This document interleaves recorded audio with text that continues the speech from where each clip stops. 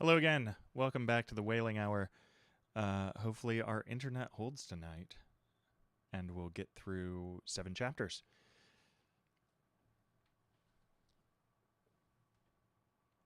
For those who are curious, I generally start each hour that I have the concertina playing some variation on the Weary Whaling song, which just feels appropriate. It was also the song that we used to start our stage adaptation, Moby Dick, at No Theater back in 2014. That was the year. Okay, here we go. Let's dive in. We're starting today with chapter 67, Cutting In. It was a Saturday night, and as such a Sabbath as followed. Ex officio professors of Sabbath breaking are all whalemen. The ivory Pequod was turned into what seemed a shamble, every sailor a butcher. You would have thought we were offering up 10,000 red oxen to the sea gods. In the first place, the enormous cutting tackles, among other ponderous things comprising a clutter of blocks generally painted green and which no single man can possibly lift, this vast bunch of grapes was swayed up to the maintop and firmly lashed to the lower masthead, the strongest point anywhere above the ship's deck. The end of the hawser-like rope winding through these intricacies was then conducted to the windlass, and the huge lower block of the tackles was swung over the whale. To this block, the great blubber hook, weighing some 100 pounds, was attached, and now, suspended in stages over the side, Starbuck and Stubb, the mates, armed with their long spades, began cutting a hole in the body for the insertion of the hook, just above the nearest of the two side fins. This done, a broad semicircular line is cut round the hole, the hook is inserted, and the main body of the crew, striking up a wild chorus, now commence heaving in one dense crowd at the windlass, when, instantly, the entire ship careens over on her side. Every bolt in her starts like the nail heads of an old house in frosty weather. She trembles, quivers, and nods her frighted mastheads to the sky. More and more she leans over to the whale, while every gasping heave of the windlass is answered by a helping heave from the billows, till at last a swift, startling snap is heard. With a great swash, the ship rolls upwards and backwards from the whale, and the triumphant tackle rises into sight, dragging after it the disengaged semicircular end of the first strip of blubber. Now, as the blubber envelops the whale precisely as the rind does an orange, so it is stripped off from the body precisely as an orange is sometimes stripped by spiralizing it. For the strain constantly kept up by the windlass continually keeps the whale rolling over and over in the water, and as the blubber in one strip uniformly peels off along the line called the scarf, simultaneously cut by the spades of Starbuck and Stubb, the mates, and just as fast as it is thus peeled off, and indeed, by that very act itself, it is all the time being hoisted higher and higher aloft, till its upper end grazes the maintop. The men at the windlass then cease heaving, and for a moment or two the prodigious blood-dripping mass sways to and fro as if let down from the sky. And everyone present must take good heed to dodge it when it swings, else it may box his ears and pitch him headlong overboard. One of the attending harpooneers now advances with a long, keen weapon called a boarding sword, and watching his chance, he dexterously slices out a considerable hole in the lower part of the swaying mass.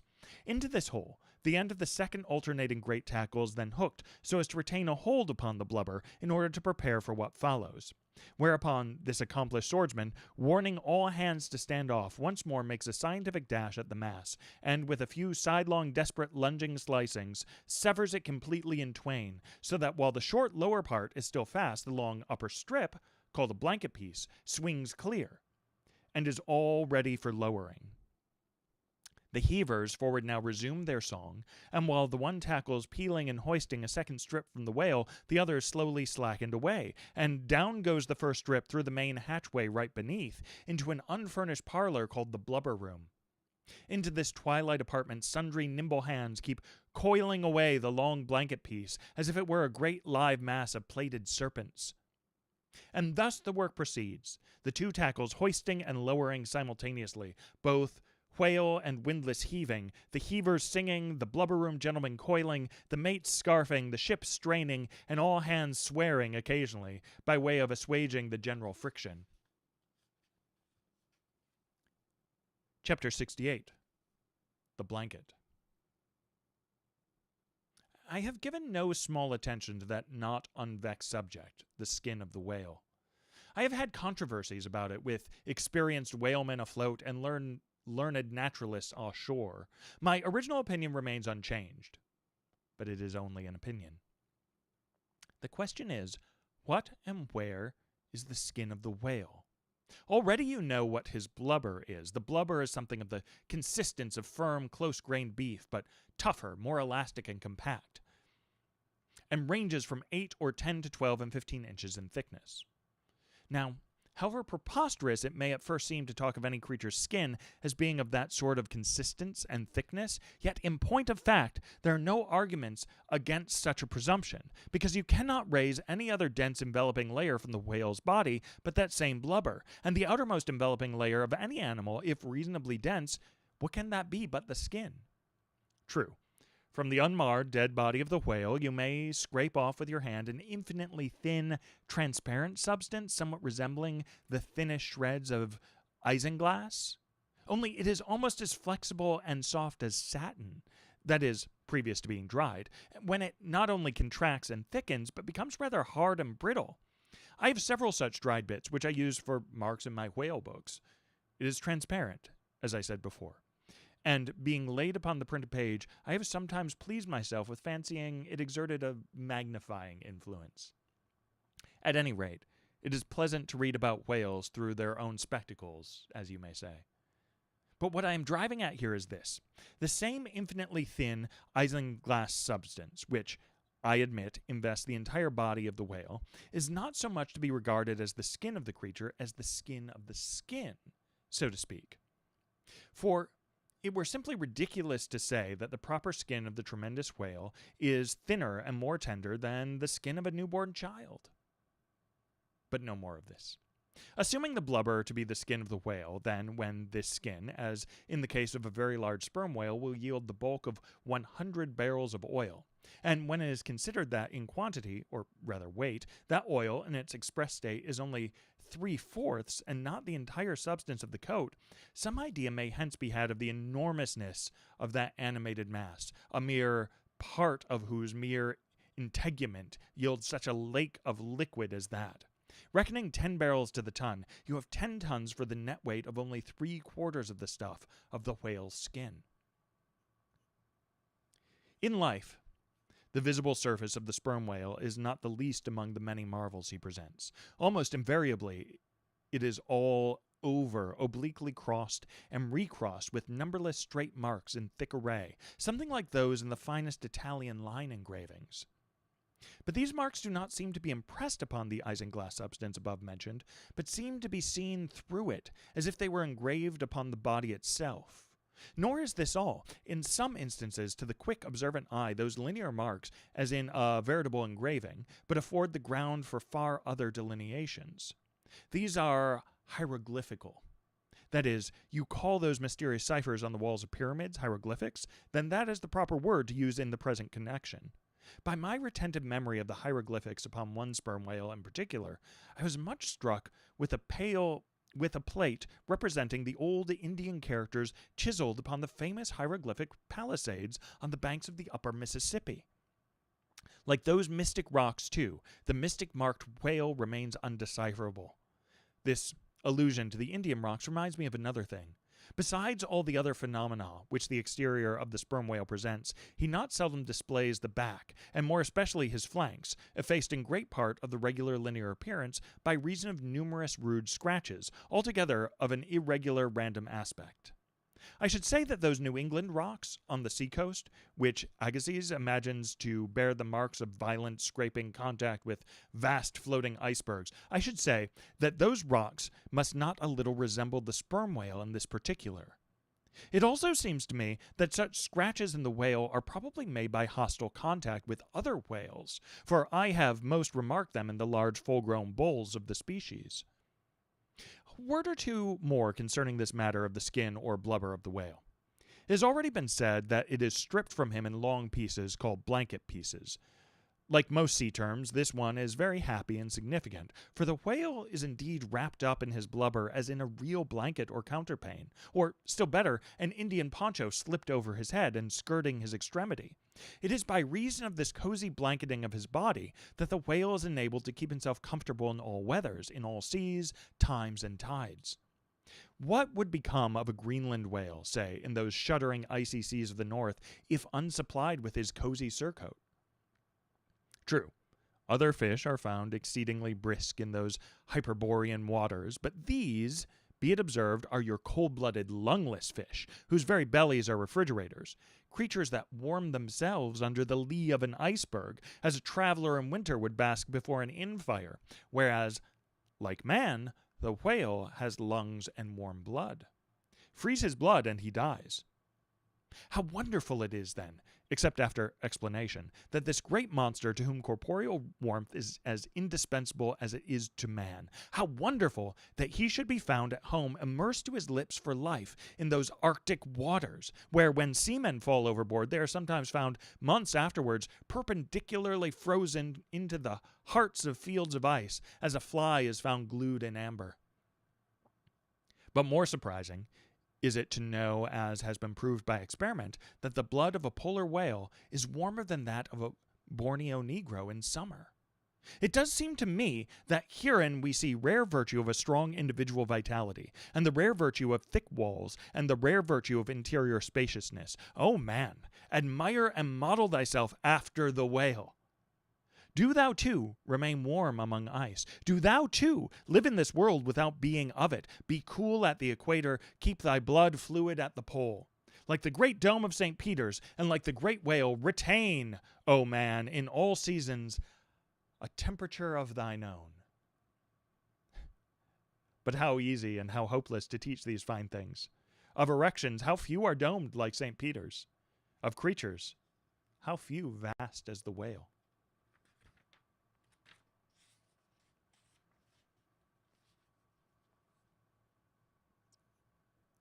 Chapter 69. The Funeral. Haul in the chains! Let the carcass go astern! The vast tackles have now done their duty. The peeled white body of the beheaded whale flashes like a marble sepulchre. Though changed in hue, it has not perceptibly lost anything in bulk. It is still colossal. Slowly it floats more and more away, the water round it torn and splashed by the insatiate sharks, and the air above vexed with rapacious flights of screaming fowls, whose beaks are like so many insulting poniards in the whale. The vast white headless phantom floats further and further from the ship, and every rod that it so floats, what seems square roods of sharks and cubic roods of fowls augment the murderous din. For hours and hours from the almost stationary ship that hideous sight is seen. Beneath the unclouded and mild azure sky, upon the fair face of the pleasant sea, wafted by the joyous breezes, that great mass of death floats on, till lost in infinite perspectives. There's a most doleful and most mocking funeral.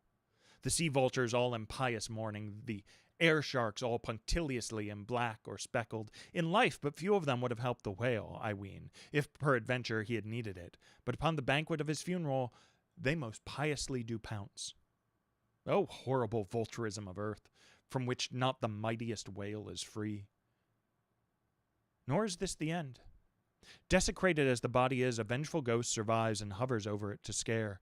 Espied by some timid man-of-war or blundering discovery vessel from afar, when the distance obscuring the squirming fowls nevertheless still shows the white mass floating in the sun and the white spray heaving high against it, straightway the whale's unharming corpse with trembling fingers is set down in the log. Shoals, rocks, and breakers hereabouts, beware! And for years afterwards, perhaps, ships shun the place, leaping over it as silly sheep leap over a vacuum, because their leader originally leapt there when a stick was held. There's your law of precedents. There's your utility of traditions. There's the story of your obstinate survival of old beliefs, never bottomed on the earth, and now not even hovering in the air. There's orthodoxy. Thus, While in life the great whale's body may have been a real terror to his foes, in his death his ghost becomes a powerless panic to a world. Are you a believer in ghosts, my friend? There are other ghosts than the Cocklane one, and far deeper men than Dr. Johnson who believe in them.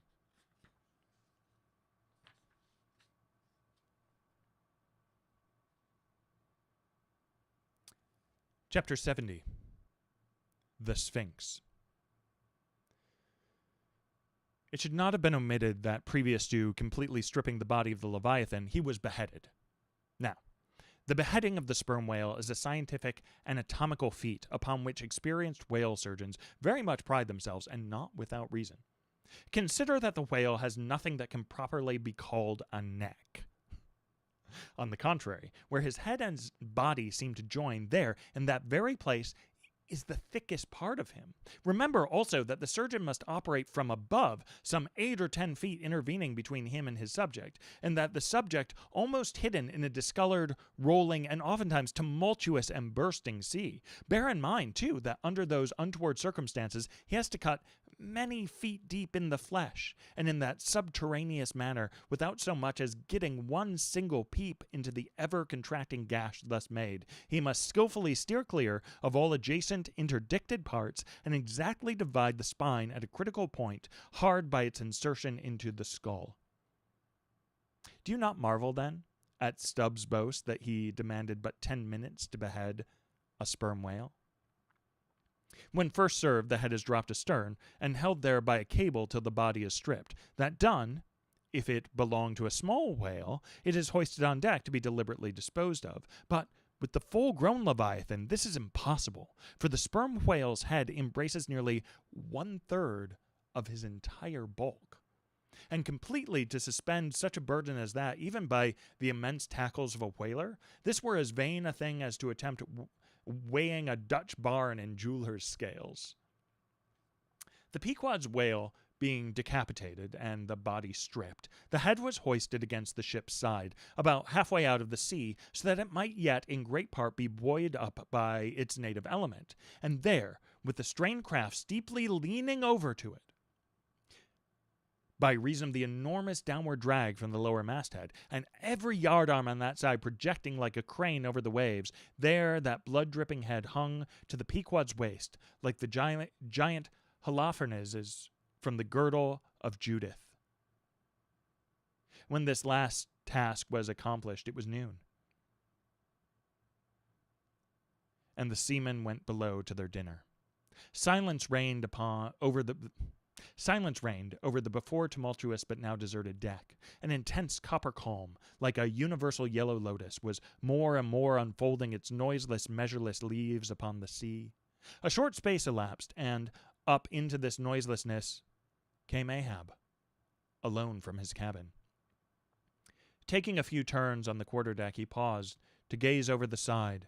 Then, slowly getting into the main chains, he took Stubb's long spade, still remaining there after the whale's decapitation, and, striking it into the lower part of the half-suspended mass, placed its other end crutchwise under one arm, and so stood, leaning over, with eyes attentively fixed on this head.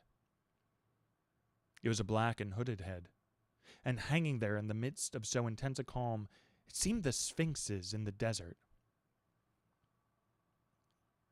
"Speak, thou vast and venerable head," muttered Ahab, "which, though ungarnished with a beard, yet here and there look'st hoary with mosses. Speak, mighty head, and tell us the secret thing that is in thee. Of all divers, thou hast dived the deepest. That head, upon which the upper sun now gleams, has moved amid this world's foundations, where unrecorded names and navies rust, and untold hopes and anchors rot, where in her murderous hold this frigate earth is ballasted with bones of millions of the drowned. There, in that awful waterland, thou was thy most familiar home. Thou hast been where bell or diver never went, hast slept by many a sailor's side, where sleepless mothers would give their lives to lay them down. Thou saw'st the locked lovers, when leaping from their flaming ship, heart to heart they sank beneath the exulting wave. true to each other, when heaven seemed false to them. Thou saw'st the murdered mate, when tossed by pirates from the midnight deck. For hours he fell into the deeper midnight of the insatiate maw, and his murderer still sailed on unharmed, while swift lightnings shivered the neighboring ship that would have borne a righteous husband to outstretch longing arms. O head, thou hast seen enough to split the planets and make an infidel of Abram, and not one syllable is thine. Sail ho! Cried a triumphant voice from the main masthead. Aye. Well, now that's cheering, cried Ahab, suddenly erecting himself while the whole thundercloud swept aside from his brow. That lively cry upon this deadly calm might almost convert a better man. Where away? 3 points on the starboard bow, sir, and bringing down her breeze to us. Better and better, man. Would now St. Paul would come along that way, and to my breezelessness bring his breeze. O nature, and O soul of man, how far beyond all utterances are your linked analogies! Not the smallest atom stirs or lives in matter, but has its cunning duplicate in mind.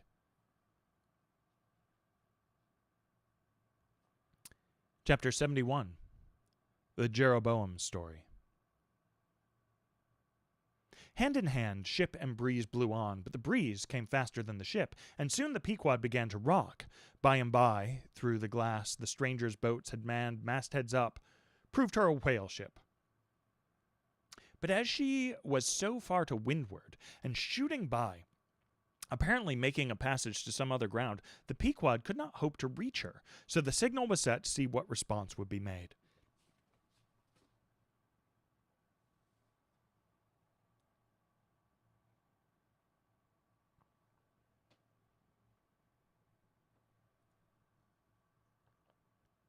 Here, be it said, that, like the vessels of military marines, the ships of the American whale fleet have each a private signal, all which signals being collected in a book with the names of the respective vessels attached.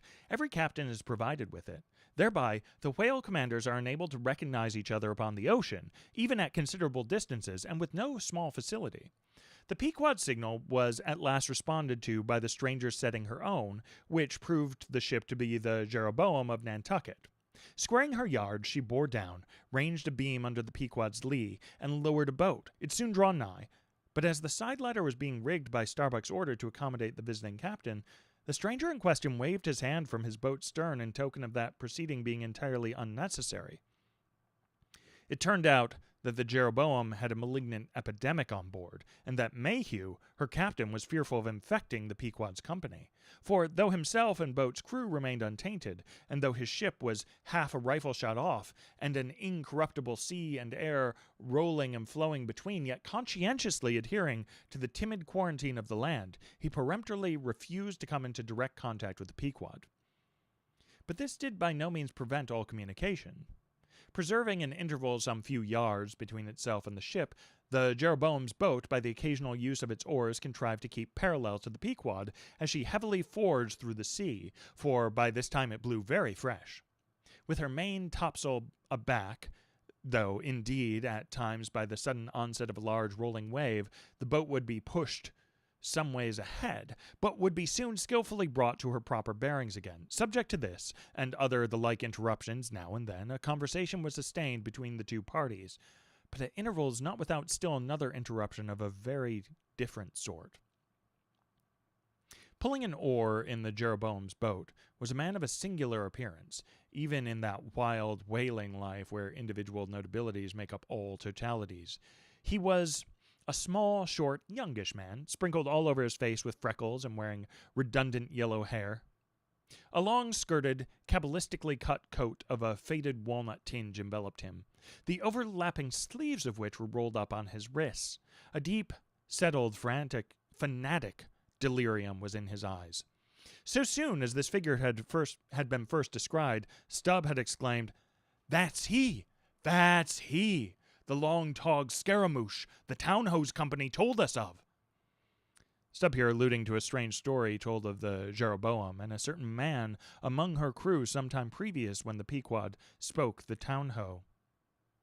According to this account, and what was subsequently learned, it seemed that the Scaramouche in question had gained a wonderful ascendancy over almost everybody in the Jeroboam. His story was this. He had been originally nurtured among the crazy society of Neskuna Shakers, where he had been a great prophet, in their cracked, secret meetings having several times descended from heaven by the way of a trap door announcing the speedy opening of the seventh vial, which he carried in his vest pocket, but which, instead of containing gunpowder, was supposed to be charged with laudanum. A strange apostolic whim having seized him, he had left Niskunu for Nantucket, where, with that cunning peculiar to craziness, he assumed a steady common-sense exterior and offered himself as a green-hand candidate for the Jeroboam's whaling voyage. They engaged him, but straightway upon the ship's getting out of sight of land, his insanity broke out in a freshet. He announced himself as the Archangel Gabriel and commanded the captain to jump overboard. He published his manifesto, whereby he set himself forth as the deliverer of the Isles of the Sea and Vicar General of all Oceania. The unflinching earnestness with which he declared these things, the dark, daring play of his sleepless, excited imagination, and all the preternatural terrors of real delirium united to invest this Gabriel in the minds of the majority of the ignorant crew with an atmosphere of sacredness. Moreover, they were afraid of him. As such a man, however, was not of much practical use in the ship, especially as he refused to work except when he pleased, the incredulous captain would fain have been rid of him, but apprised that the individual's intention was to land him in the first convenient port. The Archangel forthwith opened all his seas and vials, devoting the ship and all hands to unconditional perdition in case this intention was carried out. So strongly did he work upon his disciples among the crew, that at last in a body they went to the captain and told him if Gabriel was sent from the ship, not a man of them would remain. He was, therefore, forced to relinquish his plan. Nor would they permit Gabriel to be any way maltreated, say or do what he would, so that it came to pass that Gabriel had the complete freedom of the ship. The consequence of all this was that the Archangel cared little or nothing for the captain and mates, and since the epidemic had broken out, he carried a higher hand than ever, declaring that the plague, as he called it, was at his sole command, nor should it be stayed but according to his good pleasure. The sailors, mostly poor devils, cringed, and some of them fawned before him in obedience to his instructions, sometimes rendering him personal homage as to a god. Such things may seem incredible, but, however wondrous, they are true. Nor is the history of fanatics half so striking in respect to the measureless self-deception of the fanatic himself, as his measureless power of deceiving and bedeviling so many others. But it is time to return to the Pequod. "I fear not thy epidemic, man," said Ahab from the bulwarks to Captain Mayhew, who stood in the boat's stern. "Come on board." But now Gabriel started to his feet. Think of the fevers. Yellow and bilious, beware of the horrible plague."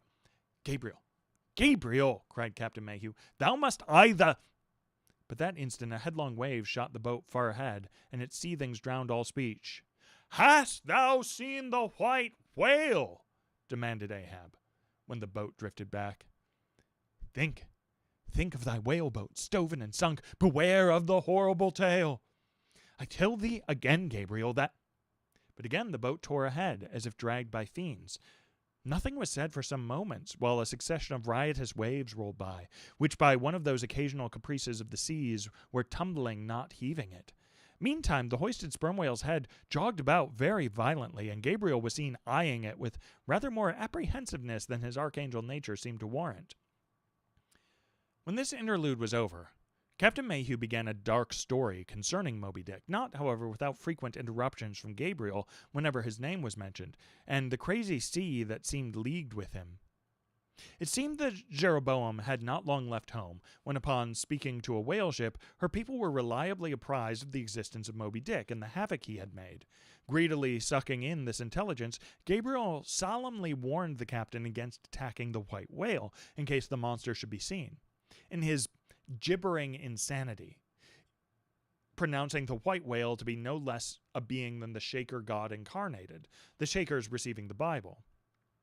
But when, some year or two afterwards, Moby Dick was fairly sighted from the mastheads, Macy, the chief mate, burned with an ardor to encounter him, and the captain himself being not unwilling to let him have the opportunity, despite all the Archangel's denunciations and forewarnings, Macy succeeded in persuading 5 men to man his boat. With them he pushed off, and after much weary pulling and many perilous unsuccessful onsets, he at last succeeded in getting one iron fast. Meantime, Gabriel, ascending to the main royal masthead, was tossing one arm in frantic gestures and hurling forth prophecies of speedy doom to the sacrilegious assailants of his divinity. Now, while Macy the mate was standing up in his boat's bow, and with all the reckless energy of his tribe was venting his wild exclamations upon the whale, and essaying to get a fair chance for his poised lance, lo! A broad white shadow rose from the sea, by its quick fanning motion, temporarily taking the breath out of the bodies of the oarsmen. Next instant, the luckless mate, so full of furious life, was smitten bodily into the air, and making a long arc in his descent, fell into the sea at the distance of about 50 yards. Not a chip of the boat was harmed, nor a hair of any oarsman's head, but the mate forever sank. It is well to parenthesize here that of the fatal accidents in the sperm whale fishery, this kind is perhaps almost as frequent as any. Sometimes nothing is injured but the man who is thus annihilated. Oftener the boat's bow is knocked off, or the thigh board in which the headsman stands is torn from its place and accompanies the body. But strangest of all is the circumstance that in more instances than one, when the body has been recovered, not a single mark of violence is discernible, the man being stark dead.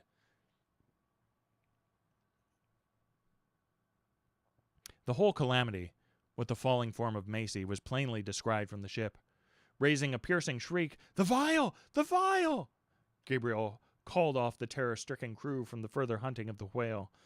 This terrible event clothed the Archangel with added influence, because his credulous disciples believed that he had specifically foreannounced it, instead of only making a general prophecy, which anyone might have done, and so have chanced to hit one of many marks in the wide margin allowed. He became a nameless terror to the ship.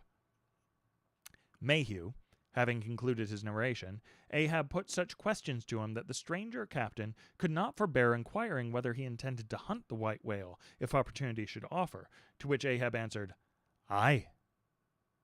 Straightway then, Gabriel once more started to his feet. Think of the blasphemer dead and down there.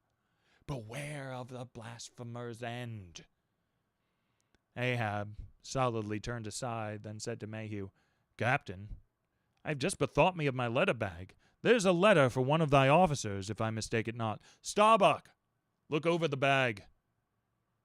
Every whale ship takes out a goodly number of letters for various ships, whose delivery to the persons to whom they may be addressed depends upon the mere chance of encountering them in the 4 oceans. Thus, most letters never reach their mark, and many are only received after attaining an age of 2 or 3 years or more. Soon, Starbuck returned with a letter in his hand. It was sorely tumbled, damp, and covered with a dull, spotted green mold, in consequence of being kept in a dark locker of the cabin. Of such a letter, Death himself might well have been the postboy. "Canst not read it?" cried Ahab. "Give it me, man." Aye, but it's a dim scrawl. What's this?"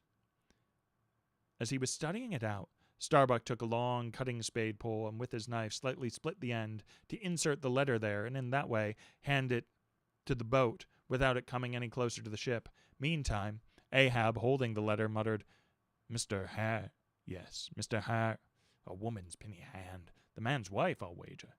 Aye, Mr. Harry Macy, ship Jeroboam. Why, it's Macy, and he's dead." Poor fellow, and from his wife," sighed Mayhew. "But let me have it." "Nay, keep it thyself," cried Gabriel to Ahab. "Thou art soon going that way." "Curses throttle thee!" yelled Ahab. "Captain Mayhew, stand by now to receive it."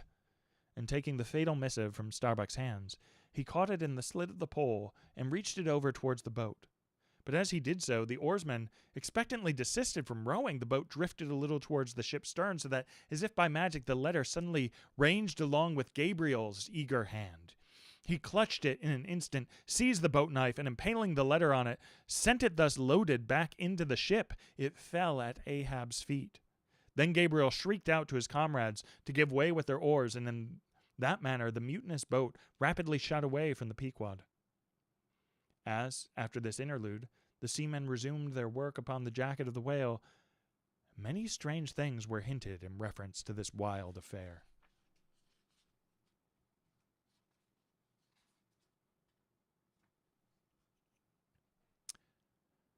Chapter 72. The Monkey Rope. In the tumultuous business of cutting in and attending to a whale, there is much running backwards and forwards among the crew. Now hands are wanted here, and then again hands are wanted there. There is no staying in any one place, for at one and the same time everything has to be done everywhere. It is much the same with him who endeavors the description of the scene.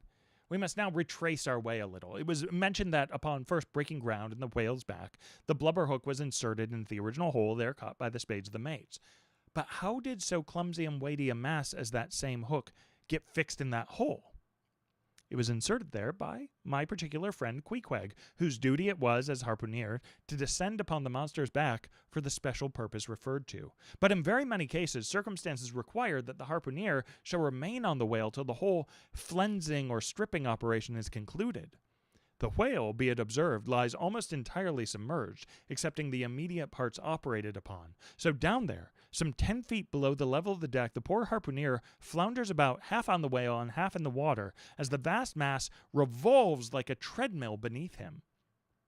On the occasion in question, Queequeg figured in the Highland costume, a skirt and socks, in which to my eyes at least he appeared to uncommon advantage, and no one had a better chance to observe him, as will presently be seen. Being the savage's bowsman, that is, the person who pulled the bow oar in his boat, the second one from forward, it was my cheerful duty to attend upon him while taking that hard scramble upon the dead whale's back. You have seen Italian organ boys holding a dancing ape by a long cord? Just so, from the ship's steep side did I hold Queequeg down there in the sea by what is technically called in the fishery a monkey rope, attached to a strong strip of canvas belted round his waist. It was humorously perilous business for both of us, for before we proceeded further, it must be said that the monkey rope was fast at both ends, fast to Queequeg's broad canvas belt, and fast to my narrow leather one, so that, for better or worse, we two, for the time, were wedded, and should poor Queequeg sink to rise no more, then both usage and honor demanded that instead of cutting the cord, it should drag me down in his wake. So then, an elongated Siamese ligature united us. Queequeg was my own inseparable twin brother, nor could I any way get rid of the dangerous liabilities which the hempen bond entailed. So strongly and metaphysically did I conceive of my situation then, that while earnestly watching his motions, I seemed distinctly to perceive my own individuality was now merged in a joint stock company of two, that my free will had received a mortal wound, and that another's mistake or misfortune might plunge innocent me into unmerited disaster and death. Therefore, I saw that here was a sort of interregnum in Providence, for its ever-handed equity could never. I saw that here was a sort of interregnum in Providence, for its even-handed equity never could have sanctioned so gross an injustice. And yet, still further pondering, while I jerked him now and then from between the whale and the ship, which would threaten to jam him, still further pondering, I say, I saw that this situation of mine was the precise situation of every mortal that breathes. Only in most cases he, one way or another, has this Siamese connection with a plurality of other mortals.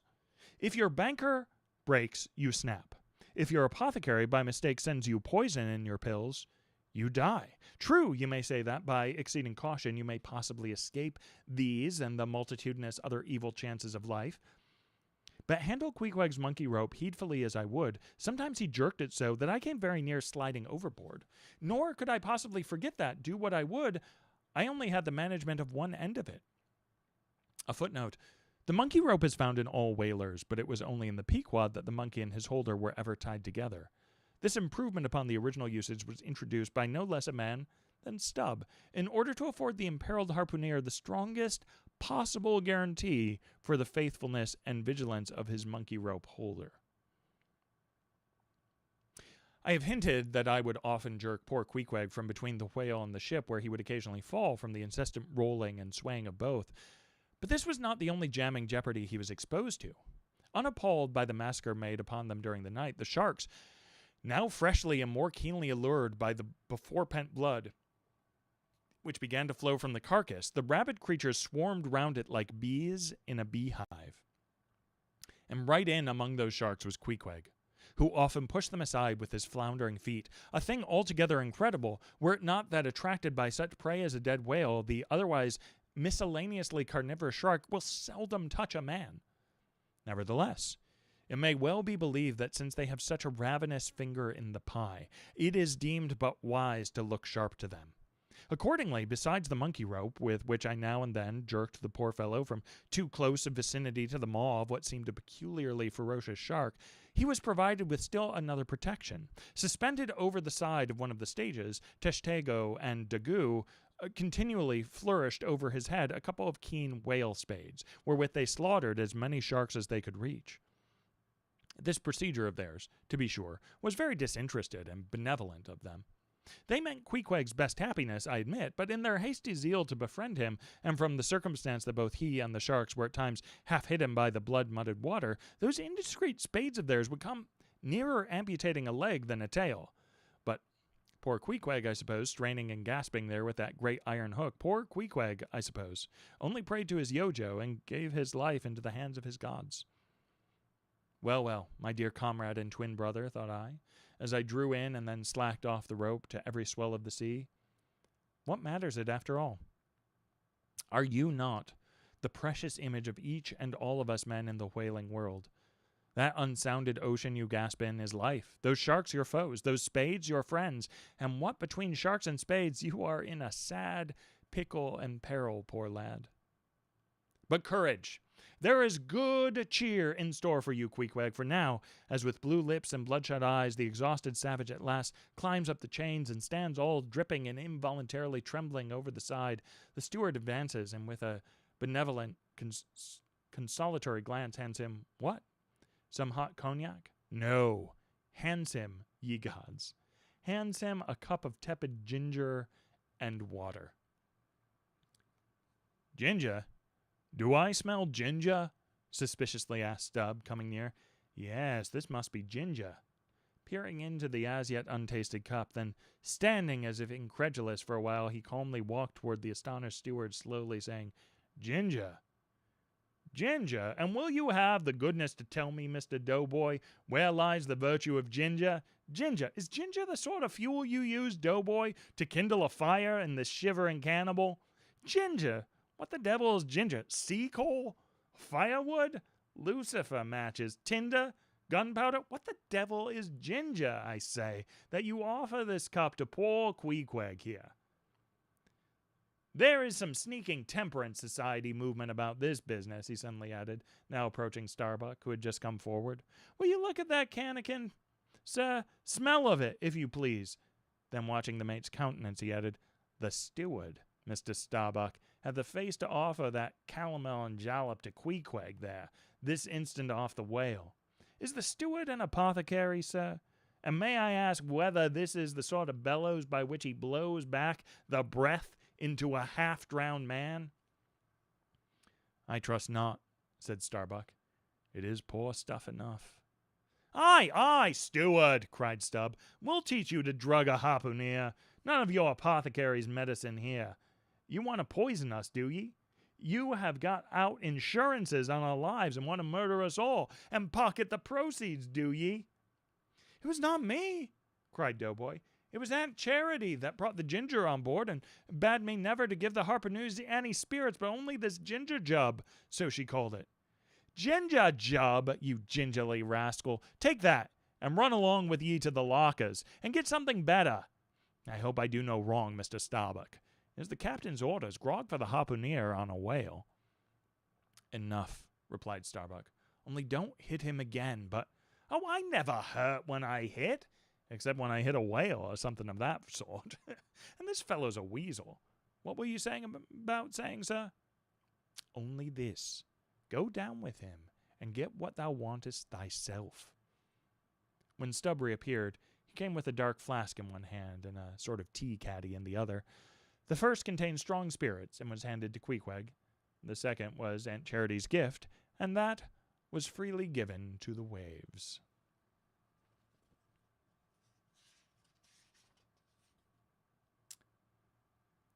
Chapter 73. Stubb and Flask kill a right whale, and then have a talk over him. It must be borne in mind that all this time we have a sperm whale's prodigious head hanging to the Pequod's side. But we must let it continue hanging there a while till we can get a chance to attend to it. For the present, other matters press, and the best we can do now for the head is to pray to heaven that the tackles may hold. Now, during the past night and forenoon, the Pequod had gradually drifted into a sea which, by its occasional patches of yellow brit, gave unusual tokens of the vicinity of right whales, a species of the leviathan that but few supposed to be at this particular time lurking anywhere near. And though all hands commonly disdained the capture of those inferior creatures, and though the Pequod was not commissioned to cruise for them at all, and though she had but passed numbers of them near the Crozettes without lowering a boat, yet now that a sperm whale had been brought alongside and beheaded, to the surprise of all, the announcement was made that a right whale should be captured that day if opportunity offered. Nor was this long wanting. Tall spouts were seen to leeward, and 2 boats, Stubbs and Flasks, were detached in pursuit. Pulling further and further away, they at last became almost invisible to the men at the masthead, but suddenly in the distance they saw a great leap of tumultuous water. And soon after, news came from aloft that one or both the boats must be fast. An interval passed, and the boats were in plain sight, in the act of being dragged right towards the ship by the towing whale. So close did the monster come to the hull that at first it seemed as if he meant it malice. But suddenly going down in a maelstrom within 3 rods of the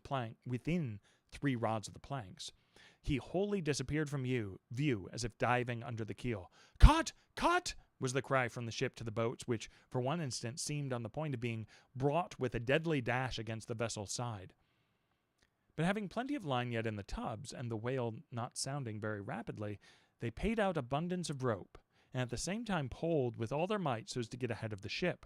For a few minutes the struggle was intensely critical, for while they still slacked out the tightened line in one direction, and still plied their oars in another, the contending strain threatened to take them under.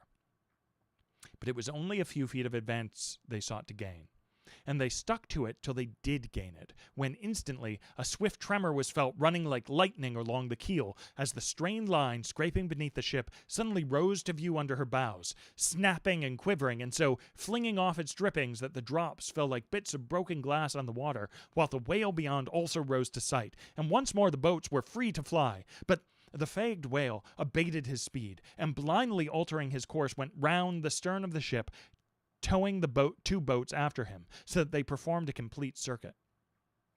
Meantime, they hauled more and more upon their lines, still close flanking him on both sides. Stubb answered Flask with lance for lance, and thus round and round the Pequod the battle went, while the multitudes of sharks that had before swum round the sperm whale's body rushed to the fresh blood that was spilled, thirstily drinking at every new gash, as the eager Israelites did at the new bursting fountains that poured from the smitten rock. At last his spout grew thick, and with a frightful roll and vomit he turned upon his back, a corpse. While the 2 headsmen were engaged in making fast cords to his flukes, and in other ways getting the mass in readiness for towing, some conversation ensued between them. "I wonder what the old man wants with this lump of foul lard," said Stubb, not without some disgust at the thought of having to do with so ignoble a leviathan. "Wants with it?" said Flask, coiling some spare line of the boat's bow. "Did you never hear that the ship which but once has a sperm whale's head hoisted on the starboard side, and at the same time a right whale's on the larboard, did you never hear, Stubb, that ship can never afterwards capsize?" "Why not?" "I don't know, but I heard that Gambage Ghost of Fettle saying so, and he seems to know all about ship's charms. But I sometimes think he'll charm the ship to no good at last. I don't half like that chap, Stubb. Did you ever notice how that tusk of his is sort of carved into a snake's head, Stubb? Sink him. I never look at him at all. But if I ever get a chance of a dark night and he standing hide by the bulwarks and no one by, look down there, Flask, pointing into the sea with a peculiar motion of both hands. Aye, will I. Flask, I take that fettler to be the devil in disguise. Do you believe that cock and bull story about his having been stowed away on board ship? He's the devil, I say. The reason why you don't see his tail is because he tucks it up out of sight. He carries it coiled away in his pocket, I guess. Blast him. Now that I think of it, he's always wanting oakum to stuff into the toes of his boots. He sleeps in his boots, don't he? He hasn't got any hammock, but I've seen him lay of nights in a coil of rigging. No doubt. And it's because of his cursed tail. He coils it down, do you see, in the eye of the rigging. What's the old man have so much to do with him for? Striking up a swap or a bargain, I suppose. Bargain? About what? Why, do you see? The old man is hard bent after that white whale, and the devil there is trying to come round him and get him to swap away his silver watch or his soul or something of that sort, and then he'll surrender Moby Dick. Pooh! Stubb, you are skylarking. How can Fetela do that? I don't know, Flask, but the devil is a curious chap, and a wicked one, I tell ye. Why, they say as he went sauntering into the old flagship once, switching his tail about by devilish easy and gentlemanlike, and inquiring if the old governor was at home. Well, he was at home, and asked the devil what he wanted. The devil, switching up his hoofs up, and says, I want John. What for? Says the old governor. What business is that of yours? Says the devil, getting mad. I want to use him. Take him, says the governor, and by the Lord, Flask, if the devil didn't give John the Asiatic cholera before he got through with him, I'll eat this whale one mouthful. But look sharp, ain't you already there? Well, then pull ahead, and let's get the whale alongside. I think I remember some story such as you were telling, said Flask, when at last the two boats were slowly advancing with their burden towards the ship. But I can't remember where. 3 Spaniards? Adventures of those 3 bloody-minded soldados? Did you read it in there, Flask? I guess you did. No, never saw such a book. Heard of it, though. But now, tell me, Stubb, do you suppose that the devil you were speaking of just now was the same you say is now on board the Pequod? Am I the same man that helped kill this whale? Doesn't the devil live forever? Who ever heard that the devil was dead? Did you ever see any parson wearing a mourning for the devil? And if the devil has a latchkey to get into the admiral's cabin, don't you suppose he can crawl into a portal? Tell me that, Mr. Flask. How old do you suppose Fetela is, Stubb? Do you see that main mast there? Pointing to the ship. Well, that's the figure 1. Now take all the hoops in the Pequod's hold and string 'em along in a row with the mast, for oughts, do you see? Well, that would begin to be Fetela's age. Nor all the coopers in creation couldn't show hoops enough to make oughts enough. But see here, Stubb, I thought you a little boasted just now, but you mean to give Fetela a sea toss if you got a good chance. Now, if he's so old as all those hoops of yours come to, and if he is going to live forever, what good will it do to pitch him overboard? Tell me that. Give him a good ducking, anyhow.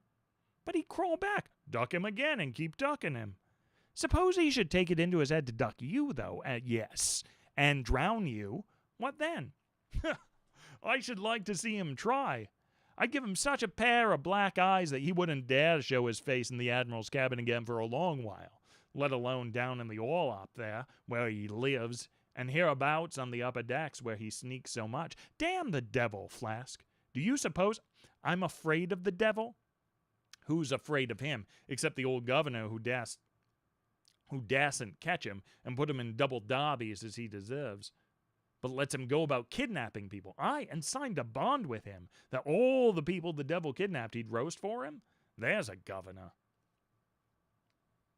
Do you suppose Fetela wants to kidnap Captain Ahab?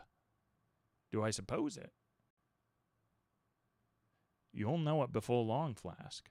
But I'm going now to keep a sharp lookout on him and see if anything very suspicious going on. I'll just take him by the nape of his neck and say, Look here, Beelzebub, you don't do it. And if he makes any fuss, by the Lord, I'll make a grab into his pocket for his tail, take it to the capstan, and give him such a wrenching and heaving that his tail will come off short at the stump. Do you see? And then, I rather guess when he finds himself docked in that queer fashion, he'll sneak off without the poor satisfaction of feeling his tail between his legs. And what will you do with the tail, Stubb? Do with it? Sell it for an ox whip when we get home. What else? Now, do you mean what you say, and have been saying all along, Stubb? Mean or not mean, here we are at the ship. The boats were hailed to tow the whale on the larboard side, where fluke chains and other necessaries were already prepared for securing him.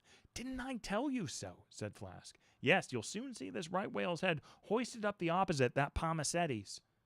In good time, Flask's saying proved true. As before, the Pequod steeply leaned over towards the sperm whale's head. Now, by the counterpoise of both heads, she regained her even keel, though sorely strained, you may well believe. So, when on one side you hoist in Locke's head, you go over that way. But now, on the other side, hoist in Con's head, and you come back again, but in very poor plight. Thus, some minds forever keep trimming boat. Oh, ye foolish! Throw all these thunderheads overboard, and then you will float light and right. In disposing of the body of a right whale, when brought alongside the ship, the same preliminary proceedings commonly take place as in the case of the sperm whale, only in the latter instance the head is cut off whole, but in the former, the lips and tongue are separately removed and hoisted on deck, with all the well-known black bone attached to what is called the crown piece.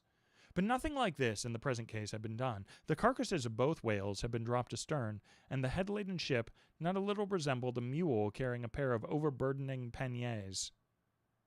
Meantime, Fedallah was calmly eyeing the right whale's head, and ever and anon glancing from the deep wrinkles there to the lines in his own hand.